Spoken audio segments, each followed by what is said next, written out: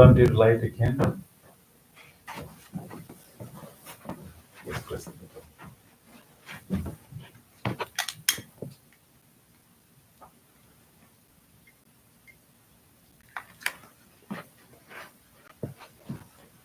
No one else?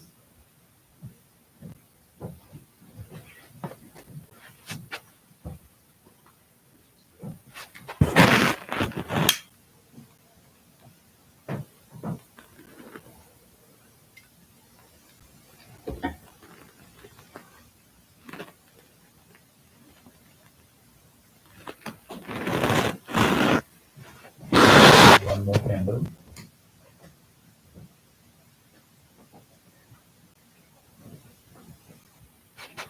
Just press this one.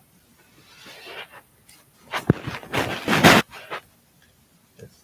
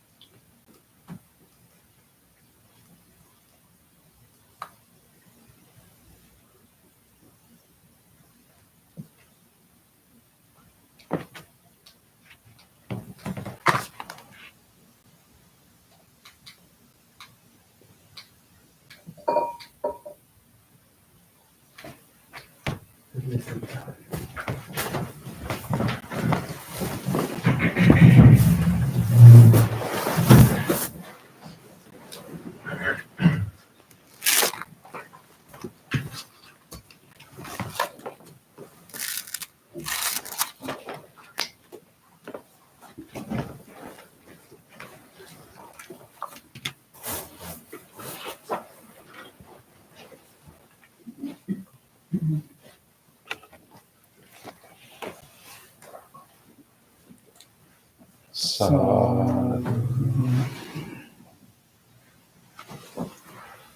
sadhu,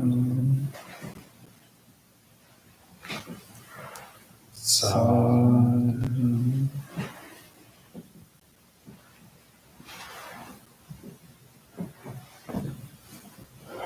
Dear spiritual friends, before we start our meditation, let us do our regular chanting. Please turn to page number 5 of your chanting book.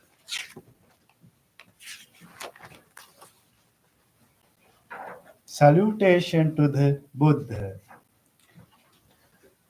Namo tassa bhagavato arahato samma sambuddhassa. Namo tassa bhagavato arahato samma sambuddhassa. Namo tassa bhagavato arahato samma sambuddhassa. The three refuges. Buddhang saranang gacchami, Dhammang saranang gacchami, Sanghang saranang gacchami, Dutiyampi Buddhang saranang gacchami, Dutiyampi Dhammang saranang gacchami, Dutiyampi Sanghang saranang gacchami, Tatiyampi Buddhang saranang gacchami, Tatiyampi dhammam saranam gacchami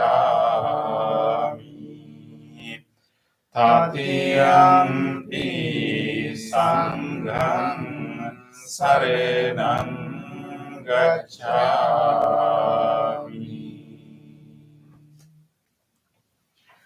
Next page. 5 precepts. Panatipata Viremani Sikkhapadang Samadhiyami Adinadana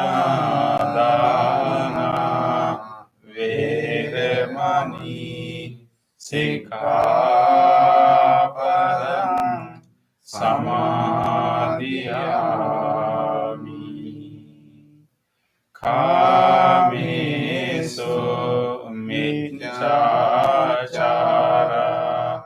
Viremani Sikkhapadang Samadhiyami Musavada Viremani Sikkhapadang Samadhiyami Suramiraya Manje Pamadantana Viremani Sikkhapadang Samadhiyami.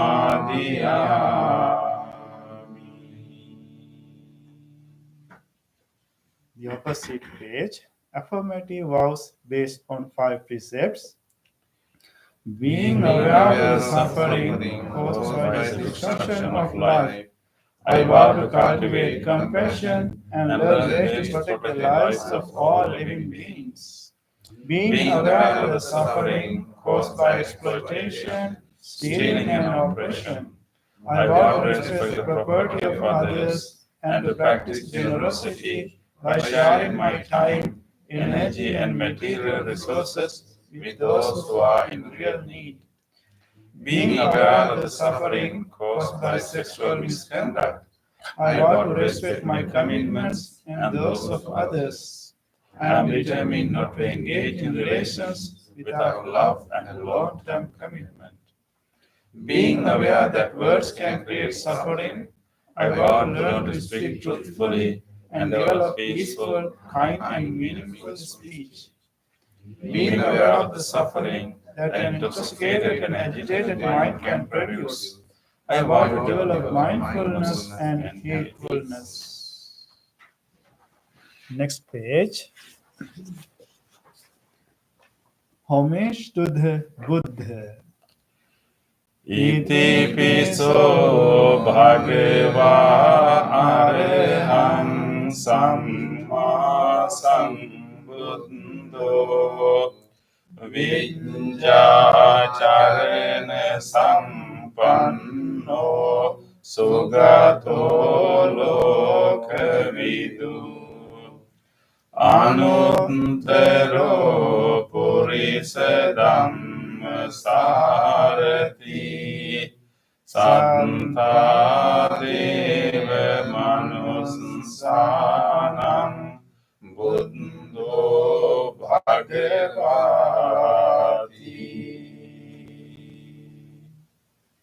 Homage to the Dhamma. Swakkhato bhagavata dhammo sandinthiko akaliko ehi passiko opanayiko pancatthang veditabbo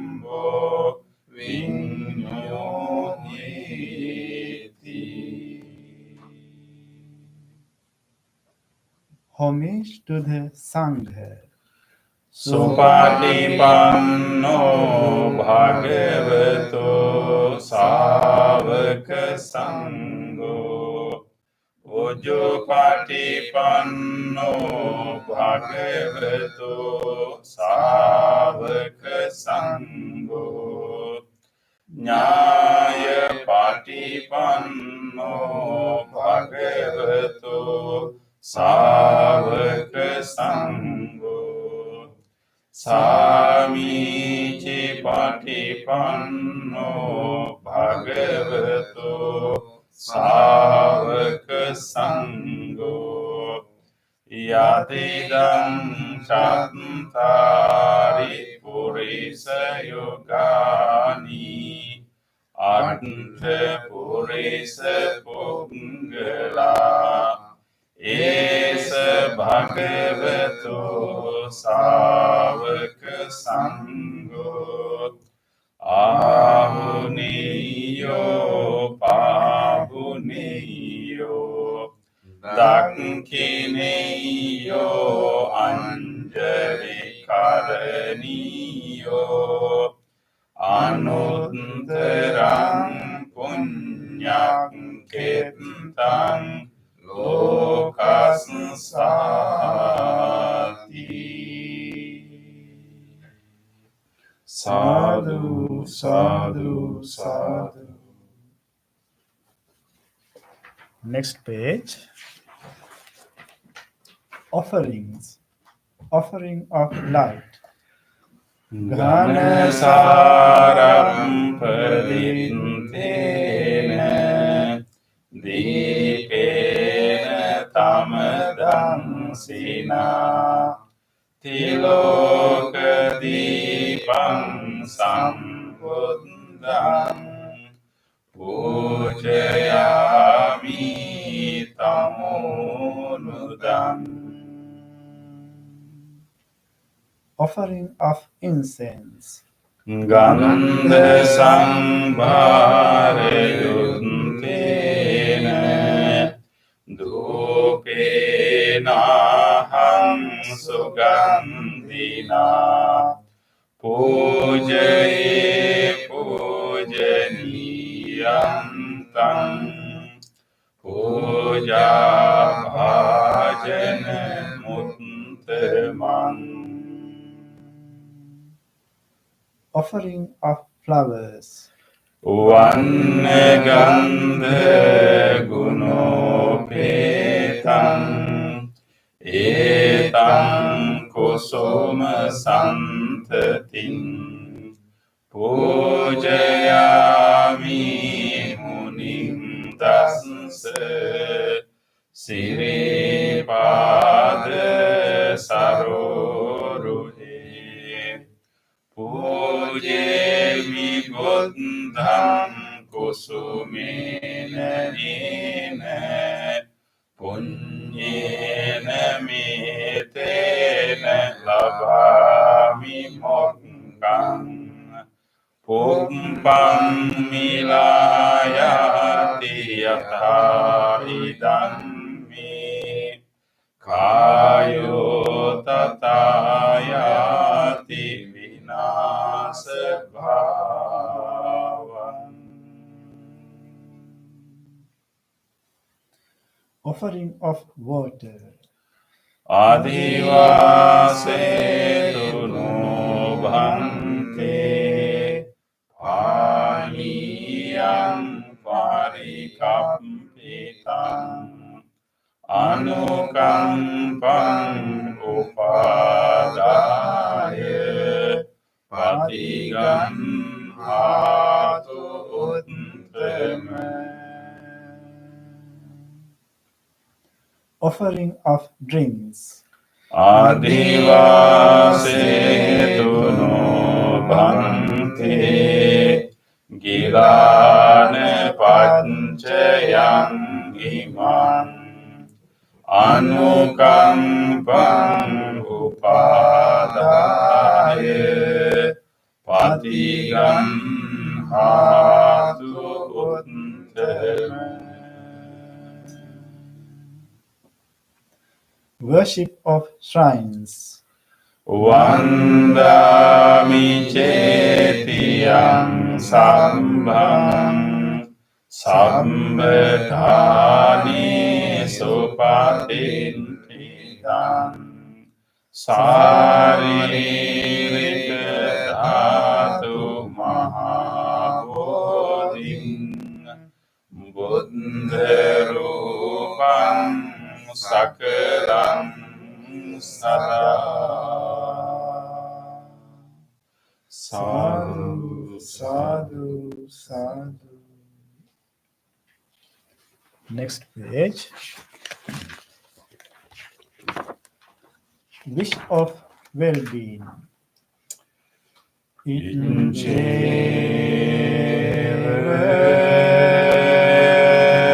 manjante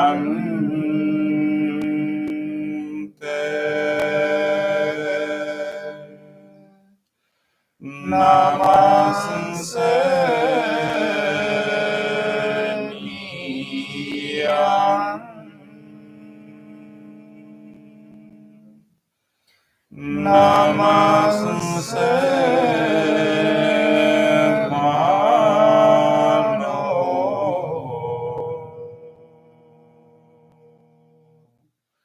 ratenante yang yang punyabhi sandam vipulang alantang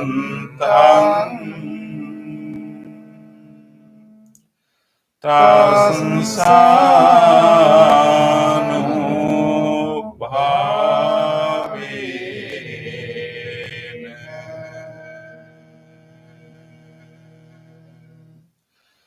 hatante rayo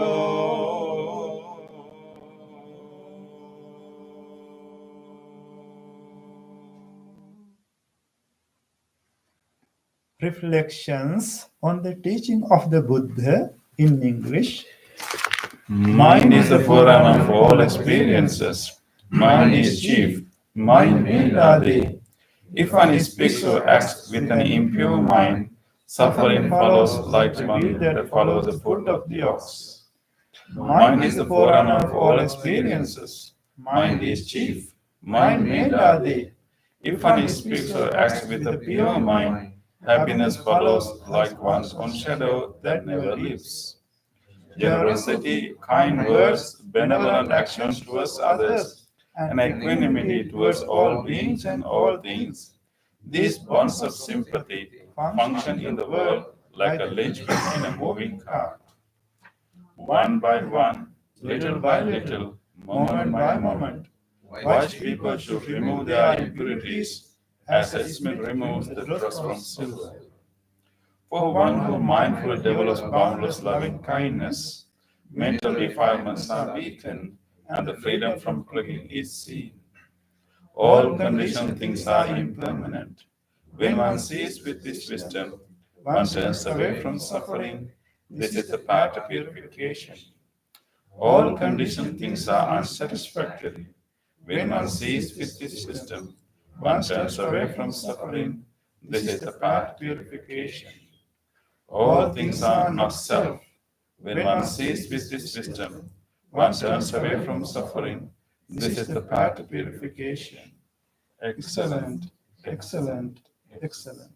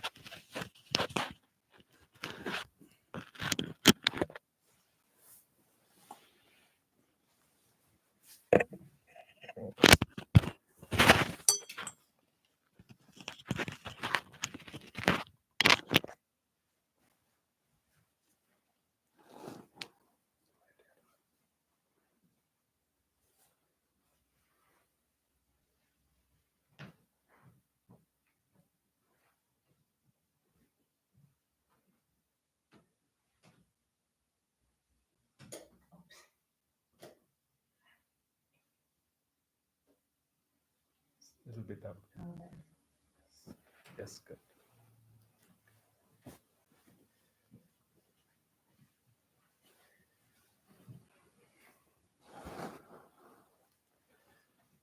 Okay, let us all together practice loving kindness meditation and meditation on breathing.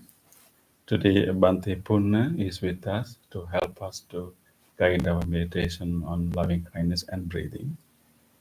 So let us take a moment to establish our awareness. With the chanting, we have already calmed down our mind. Now let us bring our whole attention to our body, and we will ring this bell and do the chant to help you to further settle into this body. And take a moment to rejoice your decision to come here today and do this practice together. And this is a precious time that we are having in our life, that we are spending these hours to grow our own mind, cultivate our loving kindness and our mindfulness that will benefit so many others that we meet. Rejoice your decision to come here and deeply make a determination that I will engage in this meditation wholeheartedly. I will make use of this wholesome space, this guidance, and I will use this wholesome gathering, and I will engage in a committed practice. With that determination, listen to the sound of the bell and to the chant, and settle your mind.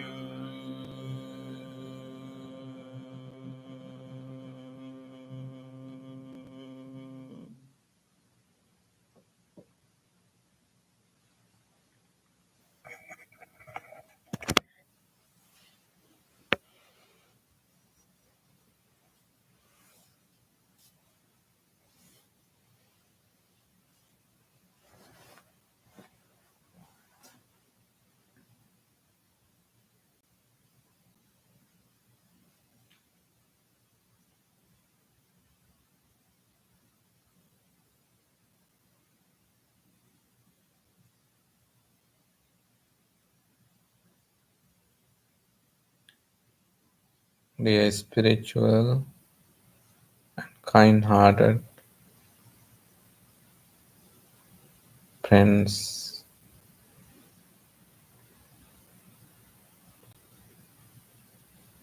now the time for us to practice meditation. Part of this meditation is guided meditation and also silent meditation. Especially in guided meditation, we will guide ourselves to settle ourselves further and further and calm down ourselves as much as possible. Then we grow the kindness, loving friendliness, loving kindness.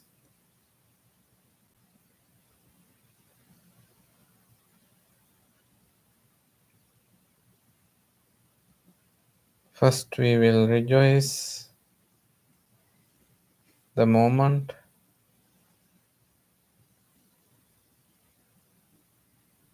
and be grateful, be happy, be inspired,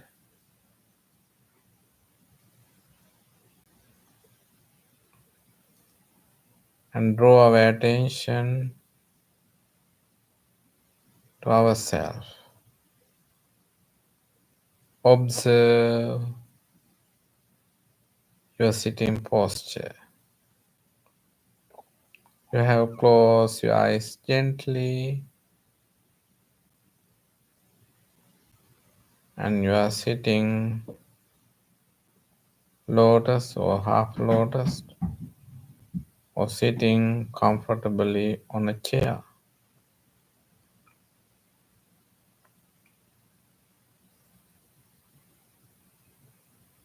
You keep your upper body upright as much as possible. The people who are sitting on the cushion sit in a cross-legged posture.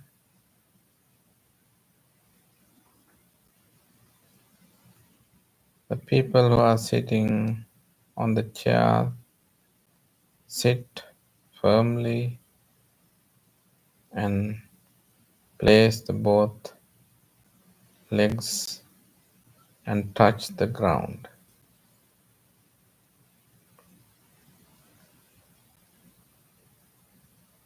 Place the both arms on your lap or on your thighs.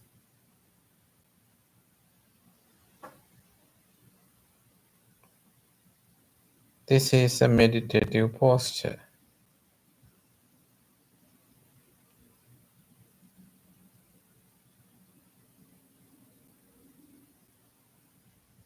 You have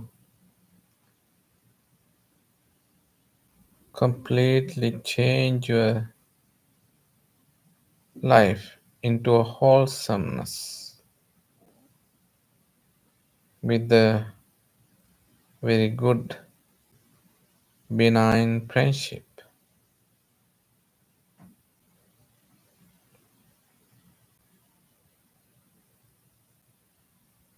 Scan the body from the top of the head to the tips of the toes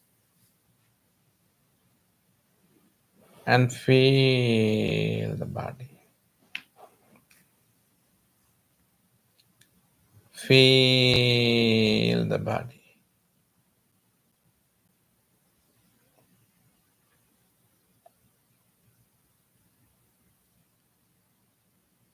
If you notice any sort of pains, aches, and tightness, pressure, or any other disturbing feelings, just feel them and feel,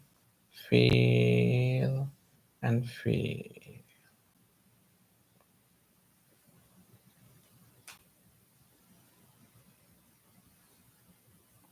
Very gently, you can readjust your posture and you can come into a very comfortable posture in your meditation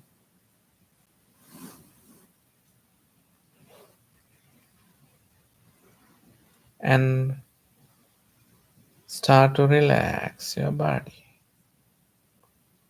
Draw your attention to your forehead. Feel your forehead and just drop down and relax. Relax, relax, relax. Feel your facial muscles and relax. To relax your facial muscle, the secret is beautiful smile. You smile with you and you smile with your spiritual friends. Have a beautiful, gentle smile. Feel the comfort. Feel the relaxation.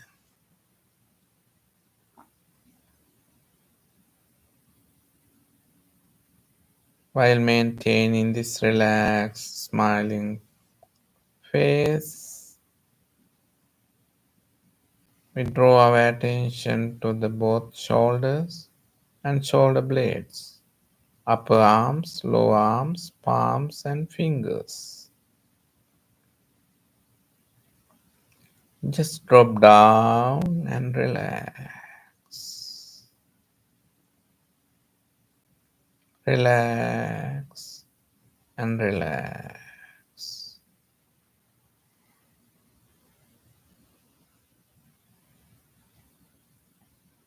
Feel your chest muscles, tummy muscles, upper and lower back muscles. Just relax, relax, and relax.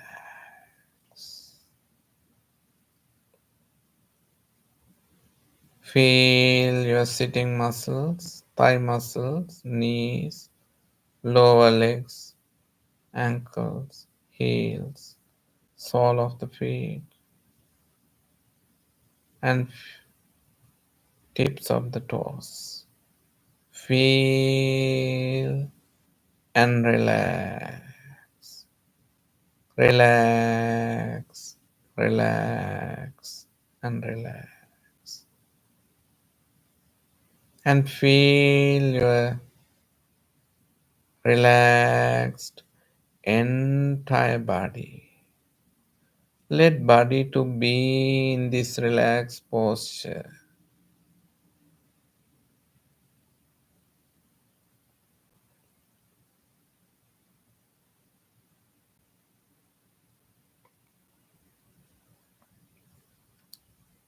Let body to be in this relaxed posture, and we will draw our attention to our awareness, our mind.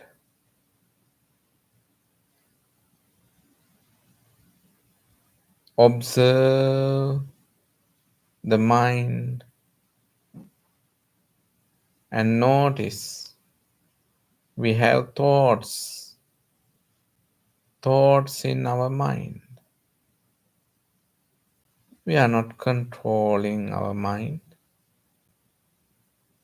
Thoughts are occurring, let them to occur. But we very carefully, very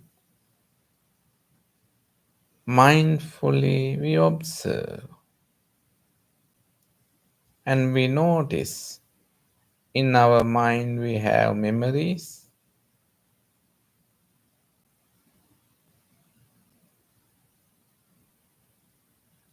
and we have future hopes, expectations, and we have present experiences.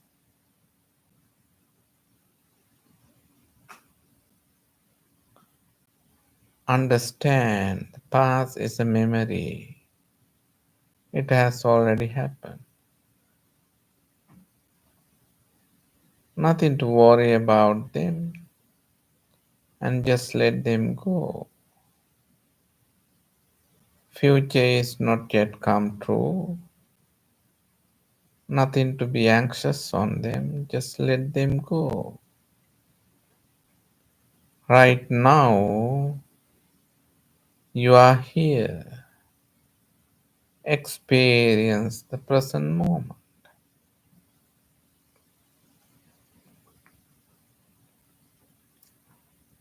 Right now, right here. Very gently, we will introduce wholesome thought and set of thoughts into our present awareness.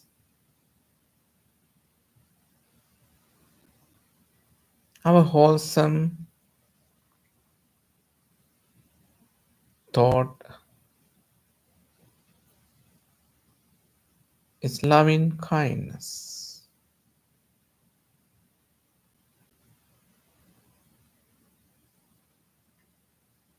Loving kindness is surrounded by many other beautiful thoughts. To deeply, very practically understand the nature of the loving kindness, there is a beautiful simile. A mother who takes care of her only baby. They are the strength of the loving kindness. That is the depth of the loving kindness. That is the beauty of the loving kindness. Right now, we bring a mental image, a beautiful baby sitting in front of you, having a beautiful smile.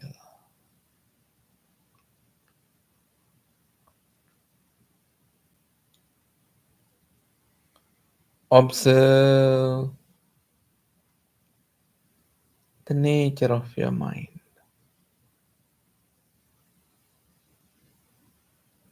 Compassionate thoughts, loving kindness thoughts.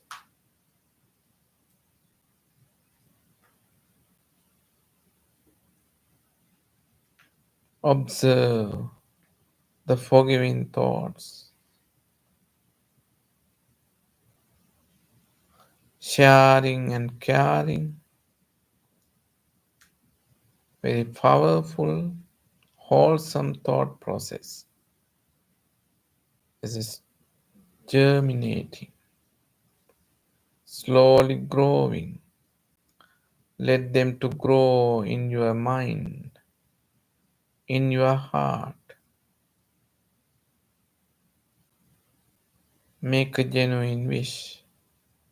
May my mind be healed. May my mind be well.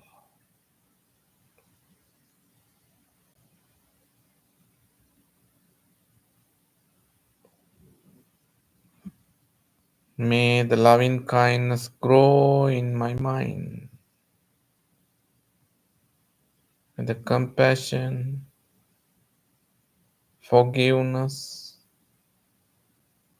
sharing and caring, may all those beautiful thoughts, wholesome thoughts, grow in my mind.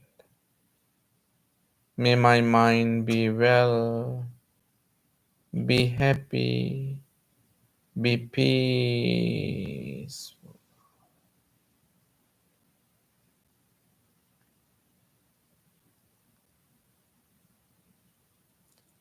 Observe the beauty of your mind.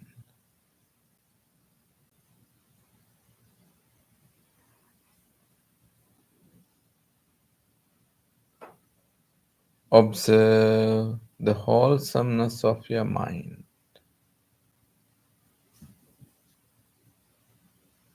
We can use our loving kindness awareness, blissful, compassionate awareness to bring peace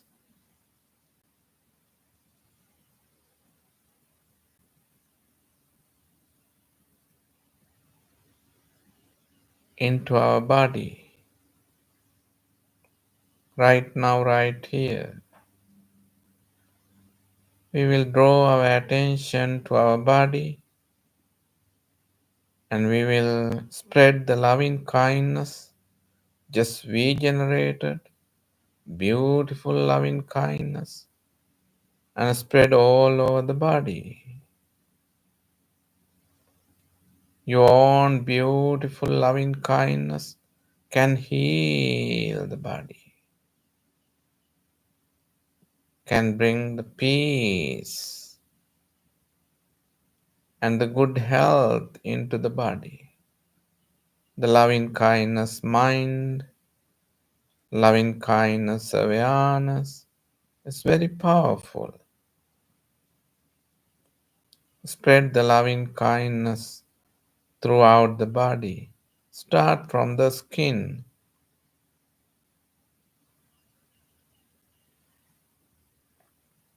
May the skin of this body be healed, be healed, be healed. Penetrate the skin, radiate the loving kindness to the muscles. May the entire muscular system of this body be healed, be healed, be healed.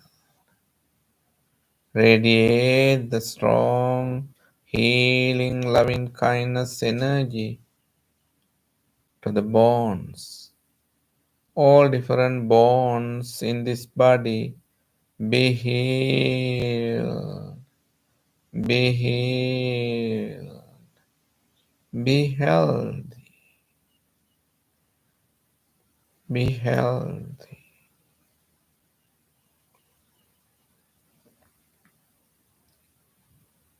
Radiate the loving kindness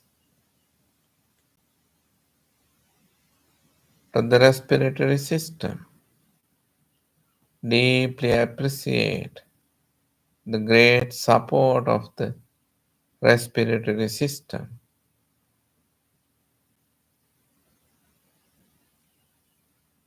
inhalation and exhalation.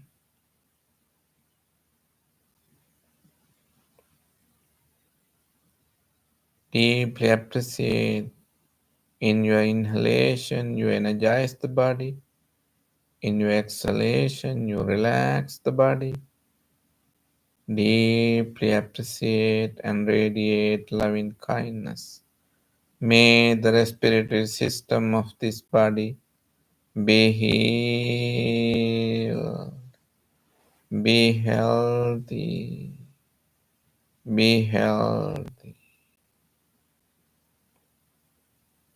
Radiate the loving kindness to the cardiac muscle, the cardiovascular system. May the cardiac muscles and the cardiovascular system of this body be healed, be healed. Radiate the loving kindness to the digestive system. May the digestive system of this body be healed, be healthy, be healthy.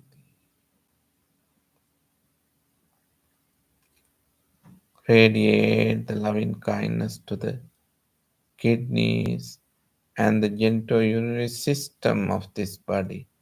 Be healed, be healed, be healed.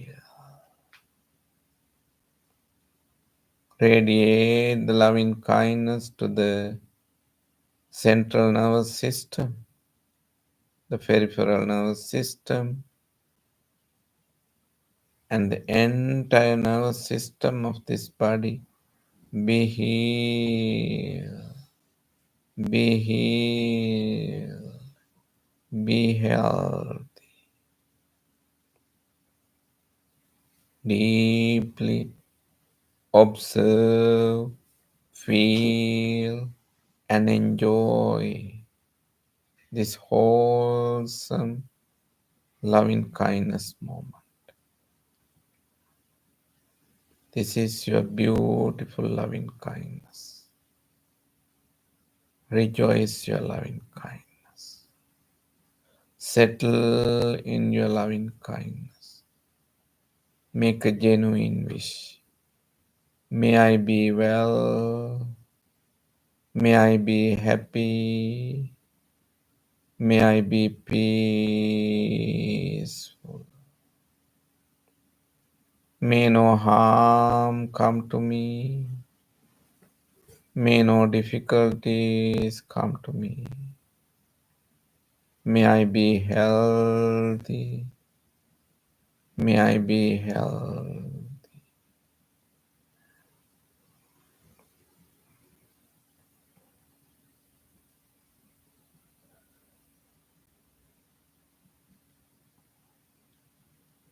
Experience the loving kindness and rejoice the loving kindness and share the loving kindness.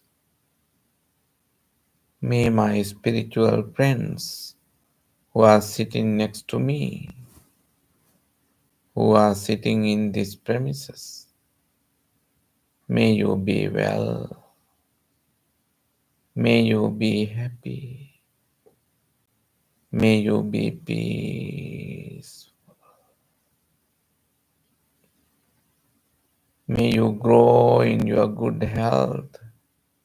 May you be able to maintain your good health. May you heal. May you be healed.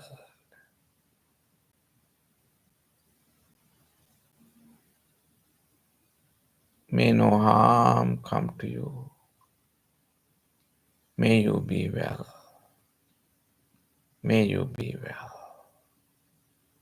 May you be well. Let's spread the loving kindness to the neighborhood, to the neighboring neighborhoods, city, neighboring cities, county, neighboring counties, state, neighboring states, throughout the nation. May all the people be healed, be healthy, be healed, be well, be peace. Spread the loving kindness among all people throughout the globe. May all the people be healthy, be healed. Radiate the loving kindness to all beings. May all beings be well. May all beings be healed. May all beings be free from danger. May all beings be well.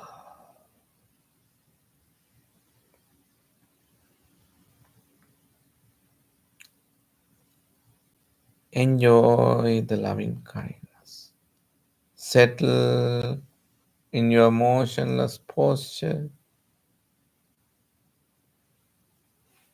and enjoy the pure loving kindness.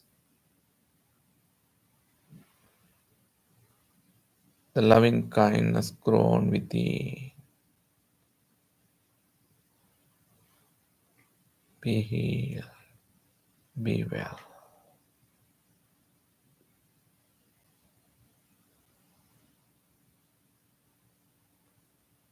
Be well. Be well.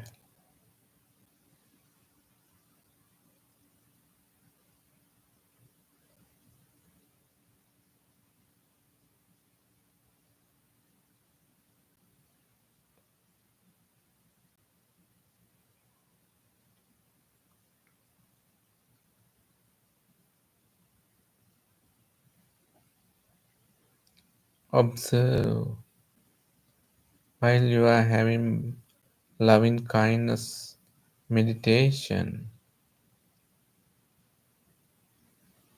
You can notice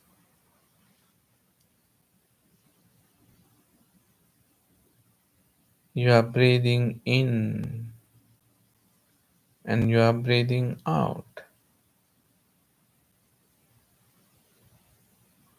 Observe your in breath and out breath. You can use your lovely wise attention and practice breathing meditation. We focus our attention to the in breath and out breath.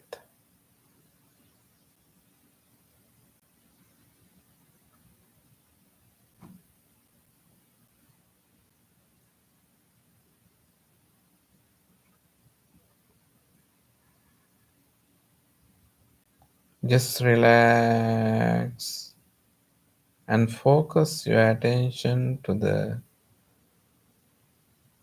upper lips, nostrils, nasal cavity, chest cavity, the belly muscles, expansion and contraction of the body. Observe in your deep silent meditation. It is all about the in breath and out breath. And we will practice breathing meditation.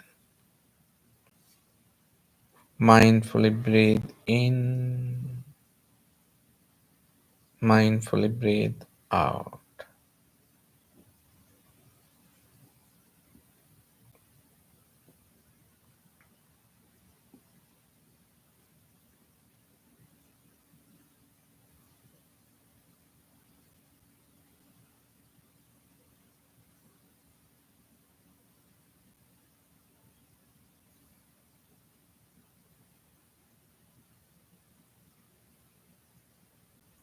If you are able to sharpen your awareness and you can notice in your relaxed in breath and out breath, you can notice long breaths and short breaths.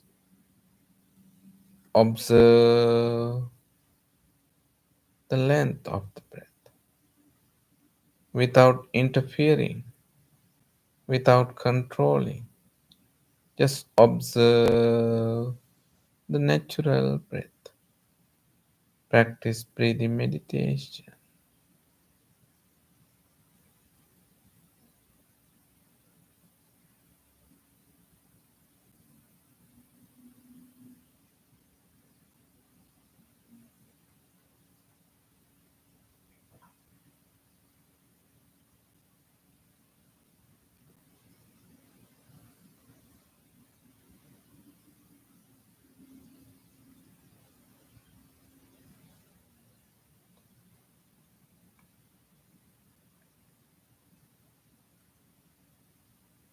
With the support of your full awareness, you can experience the whole body breath, the entire body experiencing in breath, in breathing and out breathing. Just relax and experience the whole body breath.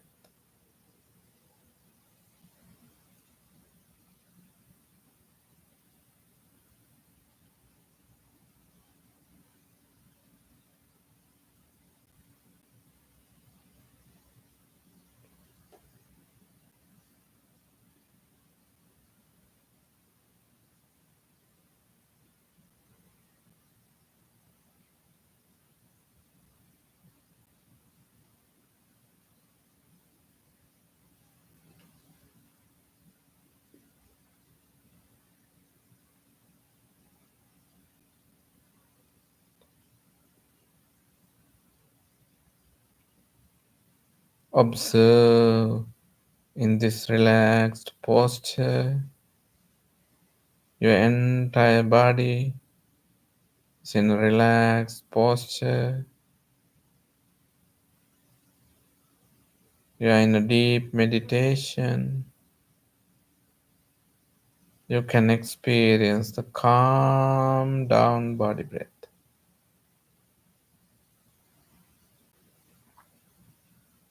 Entire in breath and out breath has become calm down. Just experience the calmness of your breath. Practice breathing meditation until you hear the sound of the bell. You can just relax and remain in your silent meditation.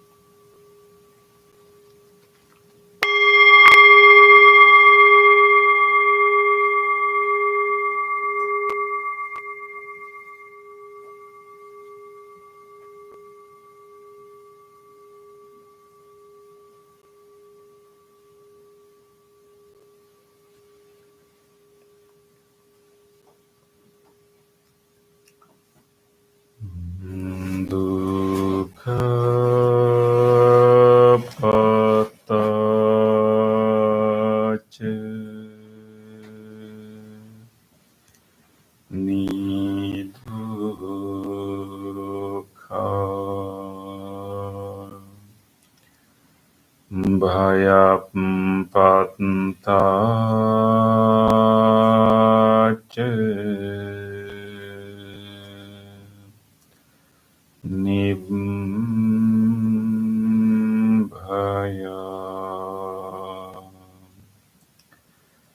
Sukappatantaca Nisukha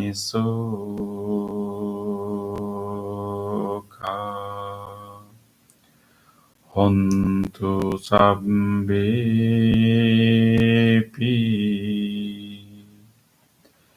panino.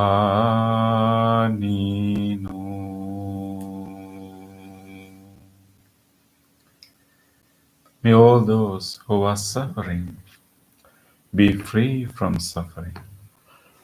May all those who are in fear be free from fear.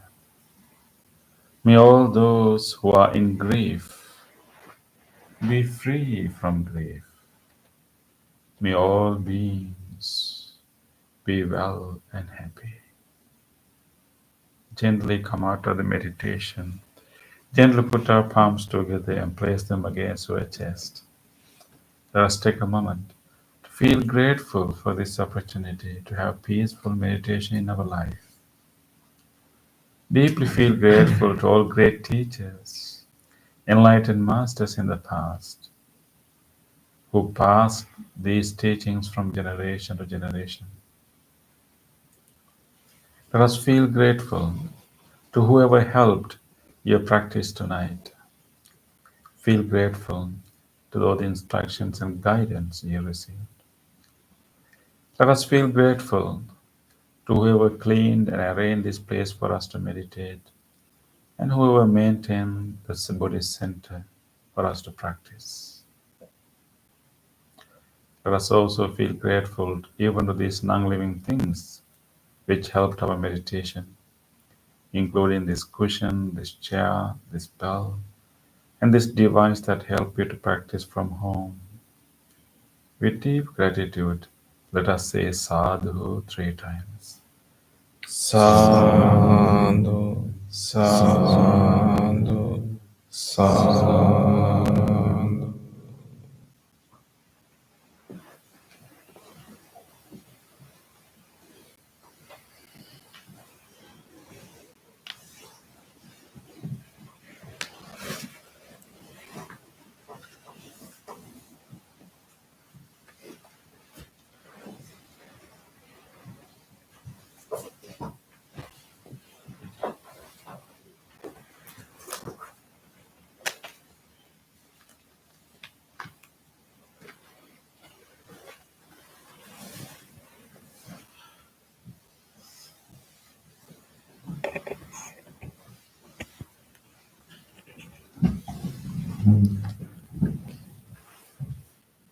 Yeah, thank you, Bante, for the guidance. Yeah.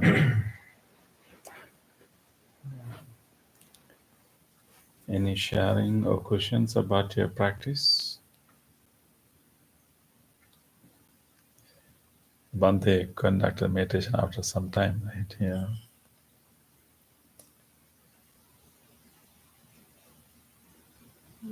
One thing that I could realize, which I'm sure is second nature to many of you while meditating, was that in addition to wishing all of you well in this room and in this community, that you were also ultimately the same to me, like the both directions of that was quite heartening. Mhm. And if you ever forget that, I think it's nice to remember occasionally. Mhm. Thank you for highlighting that. Yes, like we wish for one another, right, in the room. Yeah. Yes. Yeah, definitely the sense of community and spiritual friendship is important. Definitely, to that's what keep us going. Our spiritual teachers and our co-practitioners and our, spiritual friendship. That can keep us in the practice, even though sometimes we can fall out from the practice, but it can keep us going. Okay, so for our discussion today, we are still in the Vesak season.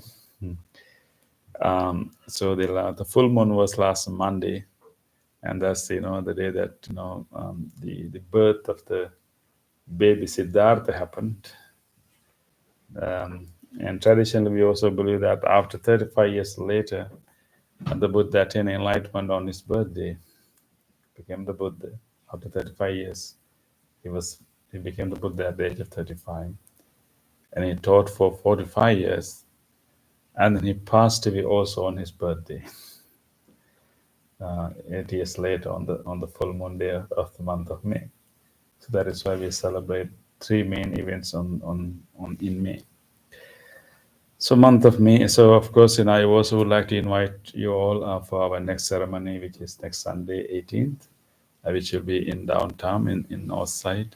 We will discuss on that later, because I need people to to do a part of the ceremony on Sunday afternoon, 3 p.m.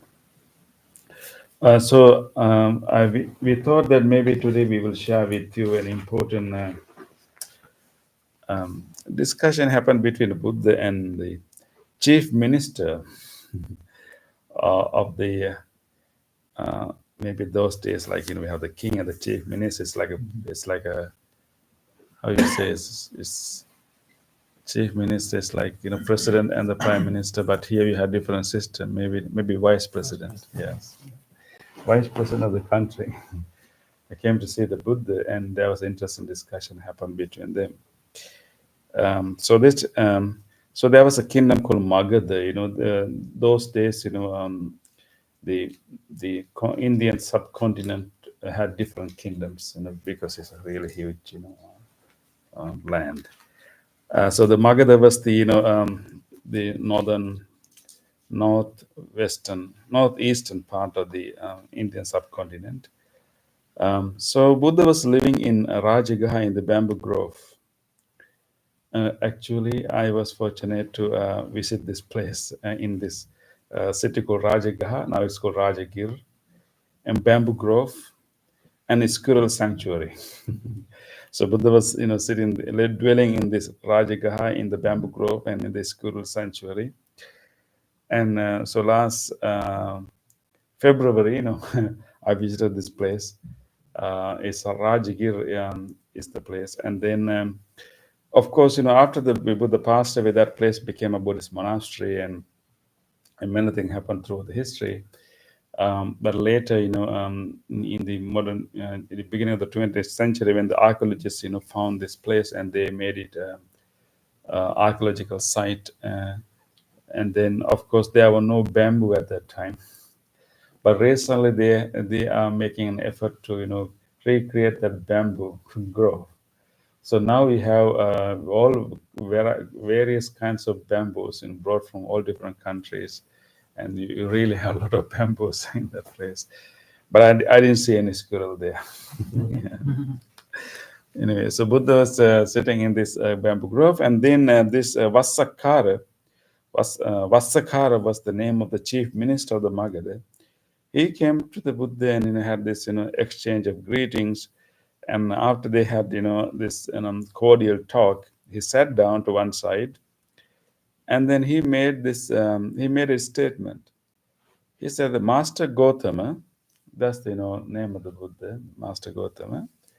We describe someone who possesses 5 qualities as a great man with great wisdom." So, 4 qualities. Someone possesses 4 qualities. We consider him a great man, a great person, a successful person. What are What are these 4 qualities? Someone is highly learned in the various fields of learning. That's the first one. That means being educated. Like good sign, right? Being educated. Someone who's learned in various fields, and then that will make someone a great person, a successful person. And second, he understands the meaning of various statements so that he can say, this is the meaning of this statement and this is the meaning of that one. What we can call that ability? He understands the meaning of various statements so that he can say, this is the meaning of this statement, this is the meaning of that statement. Yeah. This would be insightful. Yeah, maybe discernment, right? Yeah, maybe discernment. Because sometimes the meaning of the statement has to be understood within the context, right? So not only the literal meaning, but with which context it is said, right? So it has different meaning. So he one way he's learned. At the same time, he also have this ability to distinguish, ability to discern, ability to understand the real meaning of a statement based on the context. Third one, he has a good memory. He remembers and recollects what he has done and said long ago. Having a good memory.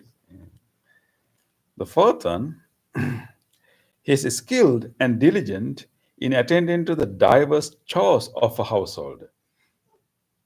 He possesses sound judgment about them in order to carry out and arrange them properly. At those days, ability to skill, diligence and skillfulness in attending to diverse chores of a household. That means if you living in a household, there are things that you should know. Maybe how to cut grass. And of course, those days when people leave the house, and even think about your grandmother, think about your grandparents, how many skills they had, how many things they saw for you, right? Even for their grandchildren, right? And but so I mean, we're just thinking about like 2 generations ago, and they were very skillful in many of the things, and they knew how to cook well. They know how to make so many things.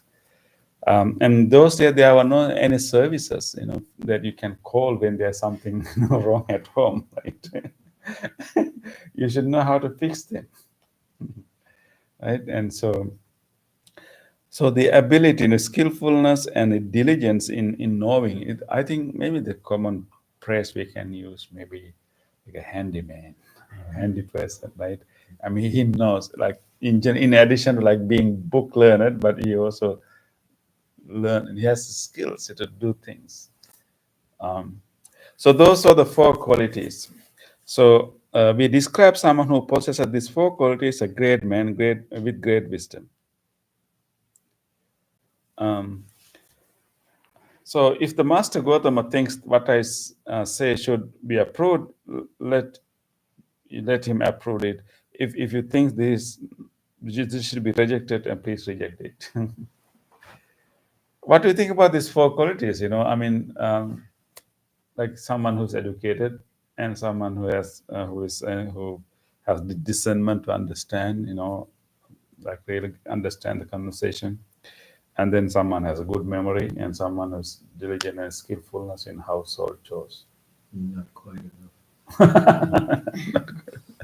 Yeah, but you cannot reject, right? And these are quite decent qualities, right? Yeah. Yeah. I think this shows that what was the standard of the worldly common society at that time. How you consider a person who is great, who is successful, who has all these abilities. He can live a good, decent life. So it shows that because this is the chief minister of the country, and so this could have been the standard that they used to measure the success of a person. So he presented this to the Buddha. Okay, let's see what is the Buddha's response. I neither approve of your statement, Brahmin, nor do I reject it. That's an interesting way of it. Rather, I described one who possesses 4 other qualities as a great man with great wisdom. So there's an interesting way how actually Buddha respond, and he didn't really reject, because those qualities are really important. Anyone should have them, and as you correctly said, maybe Buddha in the viewpoint that it may not enough, yeah. So he said that I don't approve it completely. I also do not reject it, but instead, I'm going to describe for other qualities of a great man. Yeah, I mean this approach of the Buddha is very interesting because this is how Buddha. I mean, in this case, he kind of accept the other four, but he just give additional one. But the way the Buddha handle the the way he relate to the larger society and the way he handled something that didn't approve was not kind of aggressive and violent. For example, he rejected the caste system, for example, but he did not organize protest against it. He didn't go around and blaming or scolding or criticizing people. I mean, of course, he gave an explanation. There's interesting explanation, but they gave a historical explanation how this, distinction arose, because it was presented as if those, distinction was from the beginning of the human society, from the creation of the human society, or they have this kind of distinction. So that is how they justify those distinctions. But Buddha said that they gave a historical explanation. Originally, there were no such divisions, but there arose a need to divide labor in order to move the society. So originally, it was a division of the labor, and then later you gave different values to different labor, and that's how you got this distinction. So he gave an explanation, historical explanation, and this was not natural. This was constructed by human beings, through the history. So he gave that kind of, analysis is to show that, we can change it. It is not something so sacred. It's a human construction. But, what he did was actually, instead of going against it, he just created an alternative society. Group of monks and nuns and lay followers, and within that society there are no caste distinction. So if you don't like to be in that system, just come to this system. So and Buddha say that when you become a monk, it doesn't matter whether you came from any caste or any background. Just like all the rivers, when it goes to the ocean, it gets the one taste. So when you become the disciple of the Buddha, you are just like the ocean. So he created an alternative society rather than arguing and protesting against it. So that's an interesting method how the Buddha dealt with this situation. So in the same way here, Buddha said that I neither approve nor disapprove, but I would give you 4 other qualities a great person should possess. Okay, let's try to understand what are these 4. Here, he is practicing for the welfare and happiness of many people. He is one who has established many people in the noble method, in the wholesomeness of the Dhamma. That is what Quality Buddha said, that how someone become a great person, that he is practicing for the welfare and happiness of many people, and he who promote the wholesomeness in others' life. So in addition to being successful, being knowledgeable, being all these things, and the other one, Buddha said that in my standard, someone who is practicing for the welfare and happiness of many people and establish others also in that wholesomeness. Someone practicing and someone also promoting others. The second one, let's say that's something really, like a higher order, challenging. He thinks whatever he wants to think, and he does not think what he does not want to think. He intends whatever he wants to intend, and does not intend what he does not want to intend. Thus, he has attained to the mental mastery over the ways of thought. I mean, Buddha is giving another quality, another standard, and how someone can become a great person. He thinks whatever he wants to think. He does not think whatever he does not want to think. Can we do that? And so one who has developed mastery over one's mind, one's thoughts, is a great person in this case. Of course, that is what we are learning, right? I mean, of course, there are, in our normal life, thoughts occur to us, and we do not have full control of what to think and what not to think. And usually, what we think will be decided by what we encounter, who is the other person we are with, what we see, which channel you watch, which radio you listen to, and all these things will decide what you think, right? So external conditions will decide. But the other one is, it's not only the external things.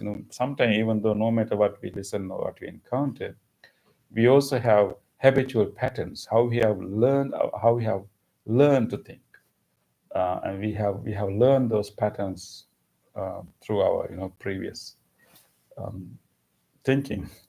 And so in our normal life, we simply repeat our habitual patterns and also conditioned by what is in front of us. So I mean, we cannot, so sometimes certain things happen. Maybe we had a really bad argument had happened with someone. You don't want to think about it, but it's always keep coming, right? And so, and if I asked you not to think about monkeys, and you will think about monkeys. Right? So we right. Don't think about monkeys. But so that's how our mind generally operate, right? So therefore, a normal person does not have that mastery of one's mind, and is our thoughts are governed by our habitual patterns and are governed by our external environment.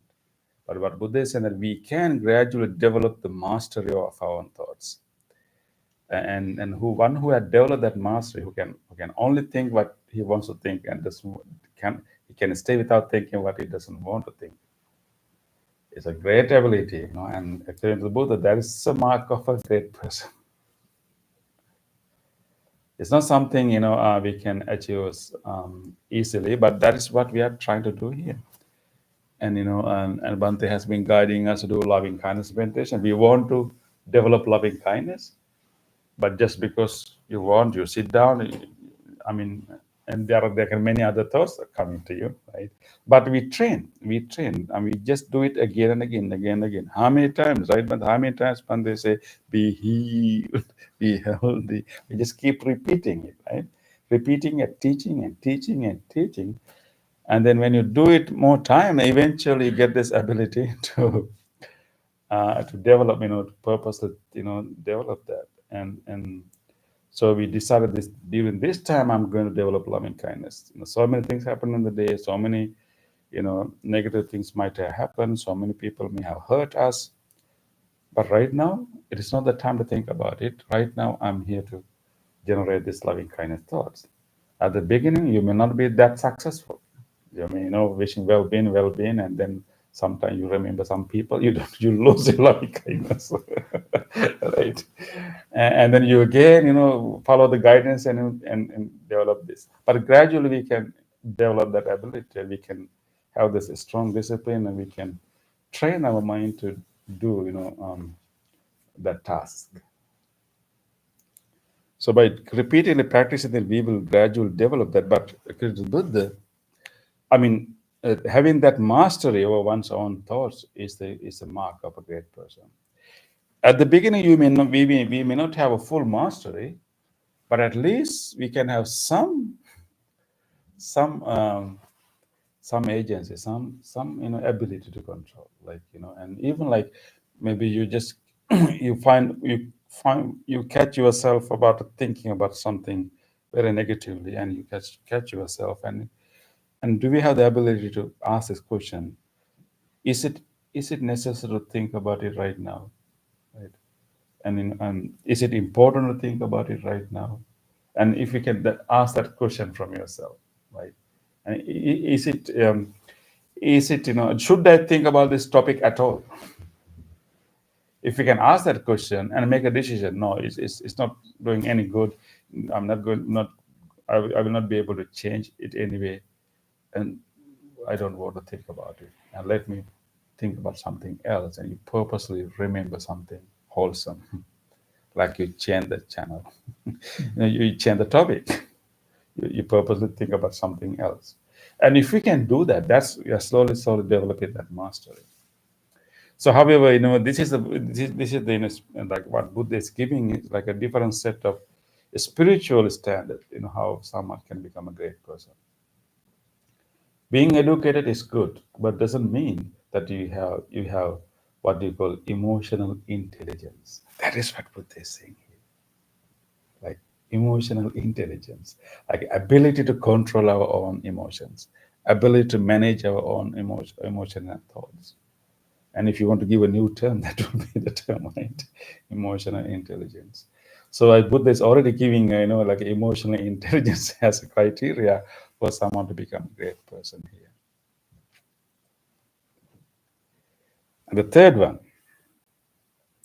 harder. He gains at will. He gains at will without trouble or difficulty the four jhanas that constitute higher mind and are pleasant dwelling in this very life. Okay, so that's another set. Jhanas are the terms to refer to the extremely peaceful states of the mind.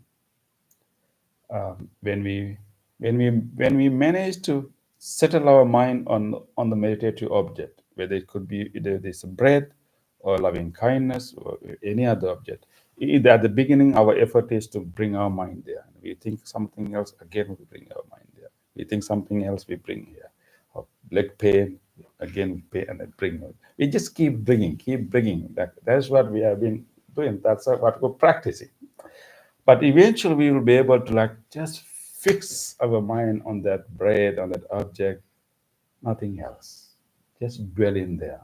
Just as a result, our mind will have no fluctuation, not much activity, not much emotional or other activity. Then mind will settle and settle and settle.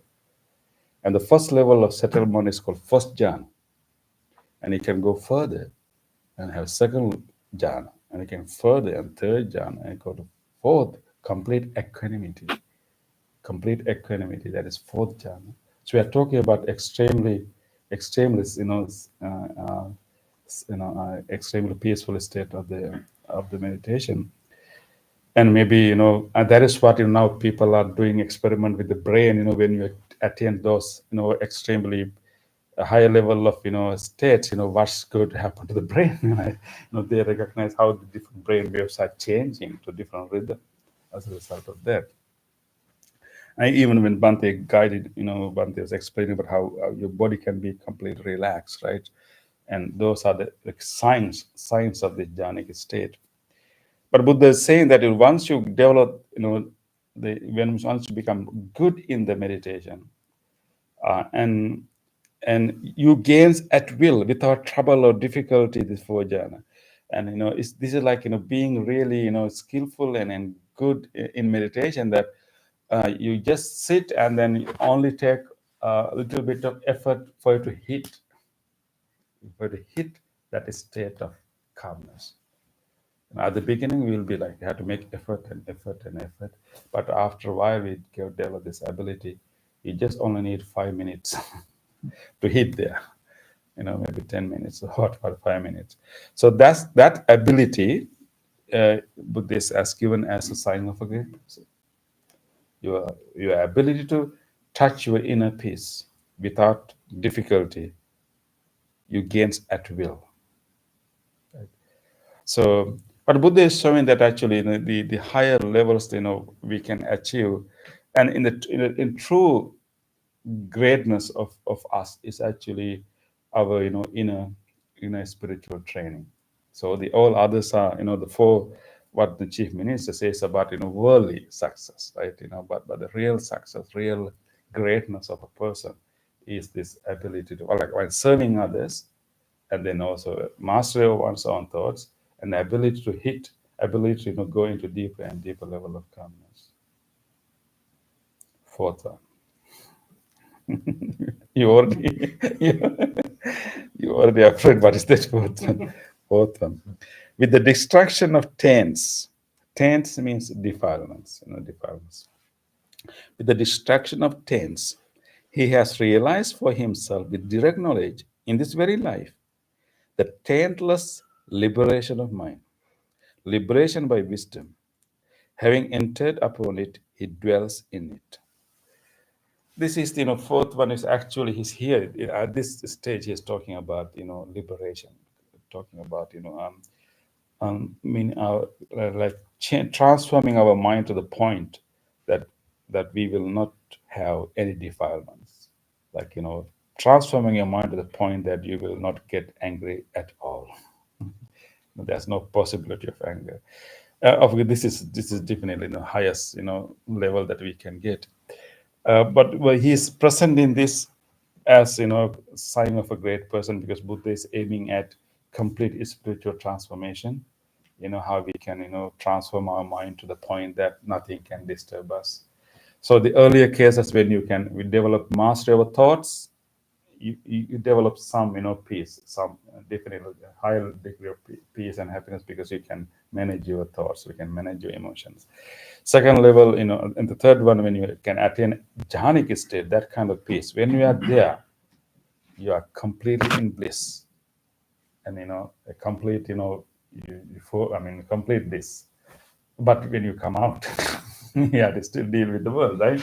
But when you develop the fourth one, which actually in the Buddhist meditation, what we are aiming at, not only the peace, not only the settlement of peace, we are developing insight. We are developing deep understanding of the mechanism of the mind. We understand, and then we using that peace, we want to really see, directly experience how our mind works, how we experience anything. If I hear anything, how that hearing occurring, and if I see anything, how that seeing can happen. So you directly, like, want to directly directly see the very occurring of the experience. And when you see that, you begin to understand much of the value, much of the beauty, or much of the ugliness we see in the world is actually a construction. It is happening here. So therefore, any beauty we see in anything is not only the quality of that particular object, but it's a construction happening with the support of the whatever visual forms and all the mental categories that I have. So it's a mix. So therefore, when you directly see it for yourself, and then you understand that whatever attractiveness that we attribute to any object is not really in that object, and whatever repulsiveness we attribute to any object is not really in that object. So all the beautiful thing that we want to have, we want to possess, we realize that it's not really there. And all the repulsive, all the bad things, all the ugly things, all the repulsive things that we want to get rid of, those ugliness is not really there. And you transform the whole way you react to the world. And I'm just explaining, theoretically. But when we gradually we through insightfulness, when we develop mind in that wisdom, we come to a point that even though we are not in meditation, we are dealing with the world, but with that wisdom, that insightfulness help you not to be fooled by any so-called attractive things, and not to be disturbed by any so-called repulsive or ugly thing, and knowing that those things are not really out there as I see them, and you can live through them without being disturbed by them. But anyway, so we are in the path. We are in the path of cultivating that ability. These things are possible abilities that possible. Doesn't mean that it will come at once, but these things are possible. This is the true evolution, human beings, the real spiritual evolution, and our human mind. This is not the optimal level that our mind can be. This is already great, but this is not optimal. So what Buddha is showing that, if the real greatness is to evolving, our human mind to this higher and higher fields. So, and this is what, so this is the interesting discussion. When I, read this, I was thinking about that, that this chief minister is showing the worldly standard of, of a great, a successful person. And Buddha is giving, the spiritual standards of, a successful great person. So we can have both. Right.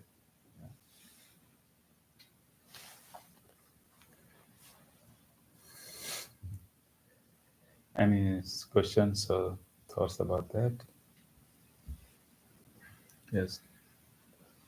Let me see. As you progress and you begin to touch the jhanic states, so you would, at first you would not be at the first jhanic state, but you might touch it a little bit. Yes. Then you touch it more frequently. Yes. And then you touch it, then you're in it. Yes. Does it ever go back, or do you obtain that and then it's I don't want to say permanent, Yeah. but and then you begin the same process to go to the second. So if you made that journey through the four, would you attain a state where you don't come out of it You mean in the meditation mode? in your life Uh-uh. as walking around Yeah. for for a long time? Would you just enter Actually- it and not leave it? Actually, the jhanas are actually shutting down means like, deactivating in a way our conceptual, our discursive parts of our mind. So like making our mind simpler and simpler and simpler. So therefore, jhanic states are not the state that we can function in the world. Yeah. So that is what, when the Buddha was, experiencing this jhana, and the reason that he was not satisfied with this jhana is actually because when you are in that state, you are completely peaceful. He was interested in the transformation that even when you come out of jhana, can you stay without being disturbed by it? So he realized that in order to do that, we need insight, we need wisdom, we need, little bit of more cognition, cognitive function. So Buddha added the cognitive function to that peaceful state and used that peaceful state to look back and see, instead of like enjoying the bliss, and open your mind a little bit and use that calmness to directly experience the subtle process of how the experience is occurring, and have that understanding. When you have that understanding, that insight, then when you are even out of the meditation, you are in a state that you will not be bothered much by the things around you. Yeah. So, but this is not called jhana. What is it? What is It's that the insight, vipassana. Yeah. We can call it. We can call it samadhi. We can call it, ceto vimutti. But jhana is mainly, like really, settling, and like, you are dropping most of the mental functions, at like heavy mental functions, and make it very subtle and subtle and subtle. You cannot operate in the world like that. Yeah. But Buddha found a way that we can even, operate in the world, but maintaining that equanimity. For that, we need wisdom. Okay. Yes. Yeah. Yes. Yeah. We can. Yeah. We can. Yes. Just because for the fourth one, I'm not quite grasping, like when you're talking about attractiveness and repulsion, like that kind of thing. Are you saying an example of like someone trying to attain extreme wealth or what versus murder? Is that what you're referring to? Like You mean the fourth? You mean the fourth one? Means here. fourth one, You am I mean looking at it the right way? you mean the Buddha's fourth one? Yeah. Here, Buddha is talking about overcoming our mental tendencies, overcoming. Oh, Yeah. our mental. Yeah. He's talking about our inner Not our transformation. reactions to Yeah, I mean, outside, external. yes, Our reaction is governed by our tendencies. So changing those tendencies, changing those, like for example, we have tendency to get angry when we encounter unpleasant, disagreeable, right? So we encounter disagreeable, something that we don't agree, they don't like, it's not pleasant, and then we have tendency to reject it and then do something about it, or so we have this tendency, right? So Say murder, so let's Yeah, say yeah. I've witnessed a murder, so how does that relate to that? I mean, you mean you encounter such a thing? And then how do Oh. yeah, I mean, how you react to a murder? You mean? right, versus, yeah. Yeah, I'm different. just trying to relate that to those kinds of situations. I mean, you are referring to like extreme forms of situation, right? Yeah, not like something that you don't like. Somebody has parked his car in your place, right? So but you're talking about right. I mean, if someone is hurting someone else, is that what you're saying? Yeah. Yeah. And So in that have a- in that case, the real in that case, being indifferent is not the enlightened response. No, it will be compassion, and compassion, and try to find a way to help the person. So, but you will not get the inner burning, because you will not get the another anger, but you will get compassion. You will get this very need to relieve the suffering of both the victim and also the perpetrator. You have compassion for both, but you will definitely try to do whatever thing to help that. But you do it, with the energy of compassion, but not with the energy of anger. It's a different energy.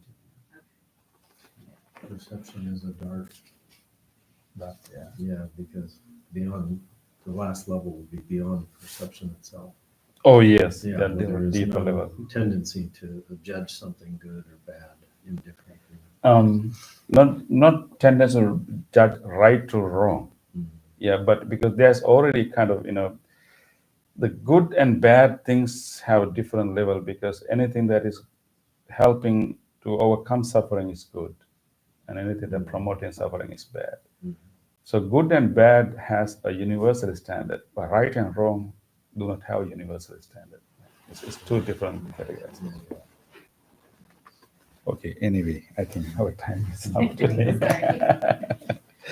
Yes, but There's this neuroscientist, Jill Bolt, who had a stroke, a large stroke, and she recovered. And I find it very interesting because she was able in her recovery to better control her thoughts.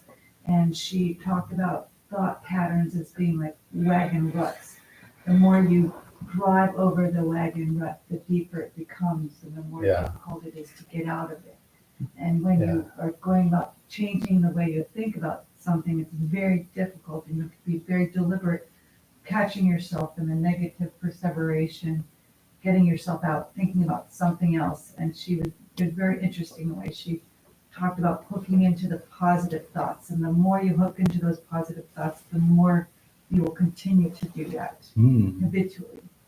Yeah, that is what Bhante help us do today. We make new wagon tracks New wagon and tracks. tracks. Yeah, the more we do it, new neural network. Yeah, network. Yeah. So I think it's the person who wrote that My Stroke of Insight. Yes. Okay, I have the book. Oh, Thank you. yeah. Yeah. Thank you. Okay, so let's move to the next part of the program, page 14. And now it is time for us to share the merits. We come into this practice and doing this wholesome practice together. We have generated so much good karma, good merits, good wholesome energy. Let us share these merits with everyone else. First of all, let us report our mind, our departed relatives, our ancestors, our family members. May they share these merits. May they be well, happy, and peaceful wherever they may be. Idang mi ñātīnaṃ hotu sukhita hontu ñātayo. Idang mi ñātīnaṃ hotu sukhita hontu ñātayo. Idang mi ñātīnaṃ hotu Sukhita Huntu Nyatayo. Let us share these merits with all other living beings. Ittavata amhi sambhatam punya sampadam sabbe deva anumodantu sabba sampatti siddhya sabbe bhuta anumodantu sabba sampatti siddhya Sabbe santha anumodantu sabba sampatti siddhya. Wish for the well-being of the world in English. May the weather be pleasing. May the people prosper in their lives. May there be peace and happiness in the world. May the rulers be righteous. May all those who are suffering be free from suffering. May all those who are in fear be free from fear.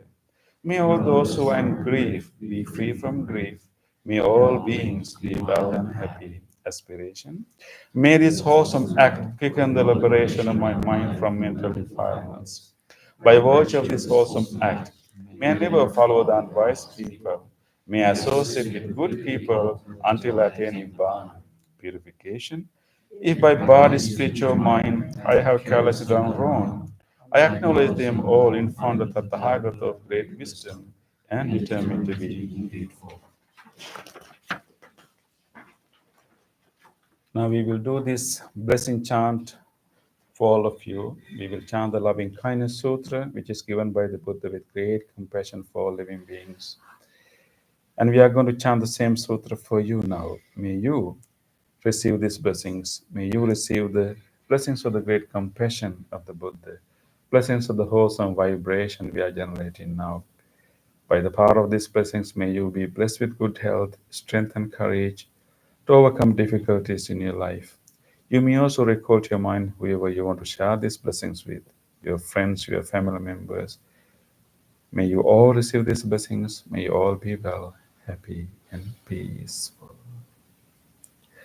Namo tassa bhagavato arahato samma sambuddhassa. Namo tassa bhagavato arahato samma sambuddhassa.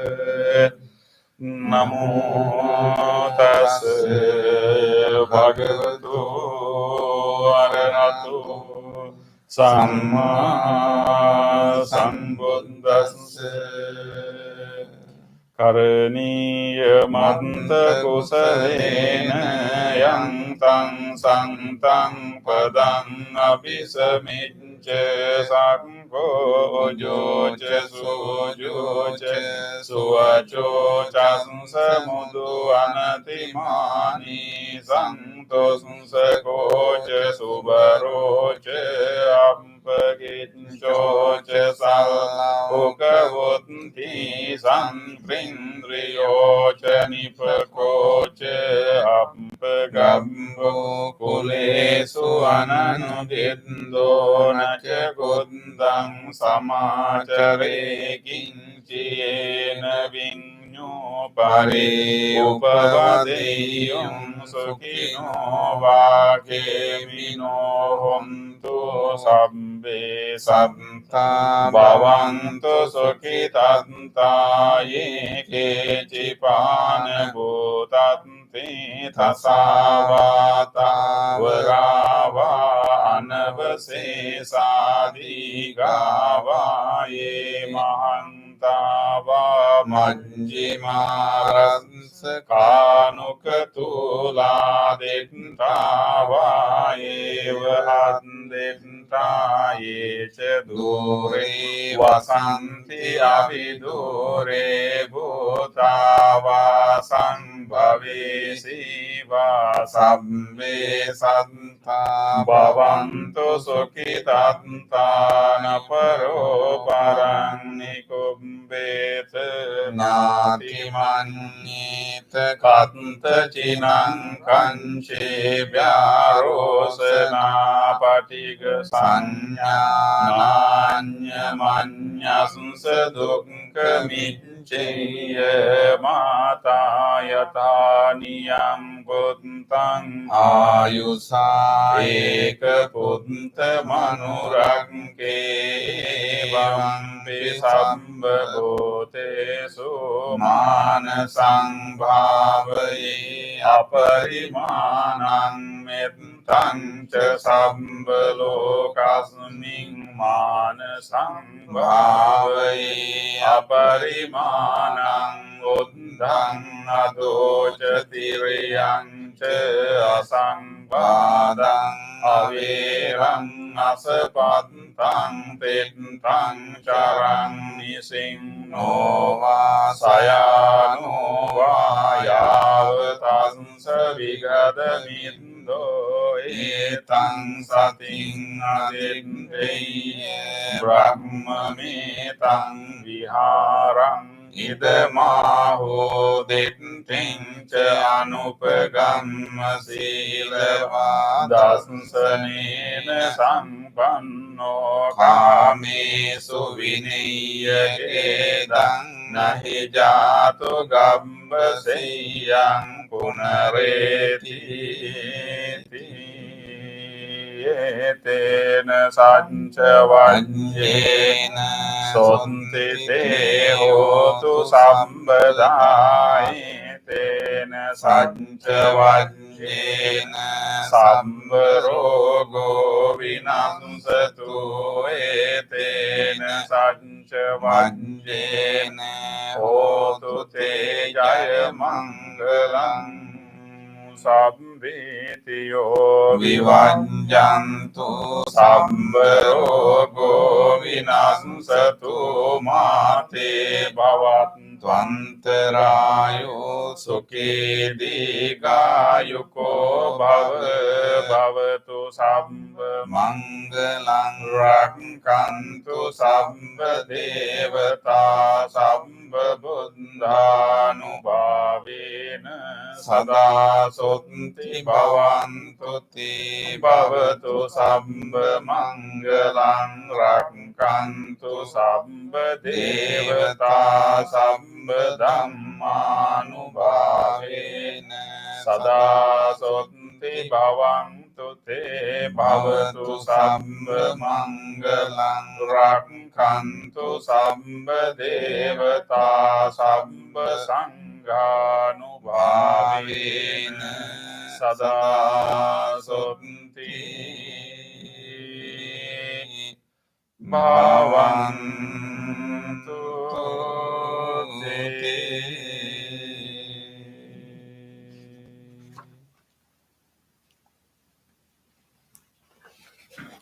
Let us spend a moment of reflection.